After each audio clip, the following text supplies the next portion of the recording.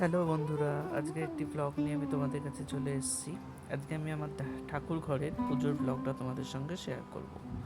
সুন্দর করে থালার মধ্যে পুষ্পপত্রটা সাজিয়ে নিয়েছি। প্রতিদিন আমি পুজো করে থাকি, মাঝে মাঝে বাবা, আমার ওয়াইফ যে কেউ পুজো করে দিতে পারে। তবে আমি যেদিন পুজো করি একটু সময় নিয়ে ধৈর্য ধরে সুন্দর করে সাজিয়ে গুছিয়ে তবে পুজো করি। আমার মা লক্ষ্মীকে তোমরা দেখতে পাচ্ছ, সুন্দর করে সেজে বসে আছে রাজরানী, রাজনন্দিনী। তারপরে আছে আমার প্রভু জগন্নাথ দেব, যার প্রতি আমার অকাট্য বিশ্বাস। সবসময় স্বয়ংের স্বপনে তিনি আছেন। এছাড়া আমার মাতৃমণ্ডলীতে সমস্ত দেবী, বড় মা নৈহাটি, বড় মা দক্ষিণাকালী, আদ্যামা, মা সরস্বতী সকলে আছেন সেখানে।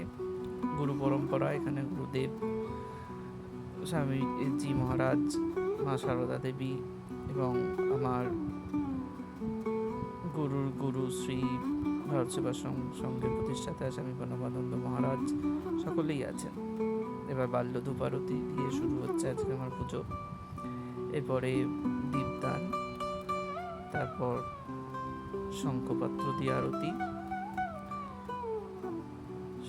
দিয়ে আরতি করার পর ফুল দিয়ে সজ্জা করে নিয়েছি। ফুল দিয়ে সজ্জা হয়ে গেলে কর্পূর আরতি দিয়ে আমি আমার এই পুজো সুসম্পন্ন করি।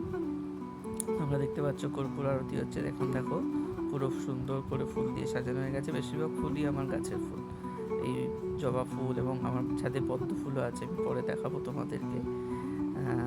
পদ্ম ফুল সব যা গাছের পাওয়া যায়, ছাদ বাগানে যেটুকু ফুল পাওয়া যায় সেইটুকু ফুল দিয়ে আমি পুজো করছি।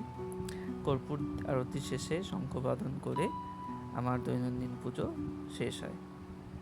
তোমরা দেখতে থাকো ভিডিওটা, এবং ভিডিওটা দেখার পর যদি ভালো লাগে একটা লাইক করে দিও। তোমাদের যদি কিছু জানতে চাওয়ার থাকে কমেন্ট করতে পারো। এক্সপেক্ট করবো, আমি নতুন ভিডিও চ্যানেলটা খুলেছি, তোমরা সবাই সাবস্ক্রাইব করবে, লাইক কমেন্ট শেয়ার করবে। দেখতে থাকো, এখানে আরতি চলছে, সুন্দর করে সাজানো হয়েছে ফুল দিয়ে। আজকে প্রচুর জবা ফুল ফুটেছিল গাছে, সেই জন্য সব ফুল সবাইকে দিয়েছি। রোজ যেটুকু ফুল পাওয়া যায় সেটুকু, না হলে কেনা ফুল তো আছেই, গাঁদা ফুল। আর বেলপাতার জন্য তো রেগুলার ফুল রাখতেই হয়, বেলপাতা রাখতে হয়। তুলসী পাতা গাছ আছে, তবে রেগুলার তুলসী পাতা তোলা হয় না গাছ থেকে। টাটা, ভালো।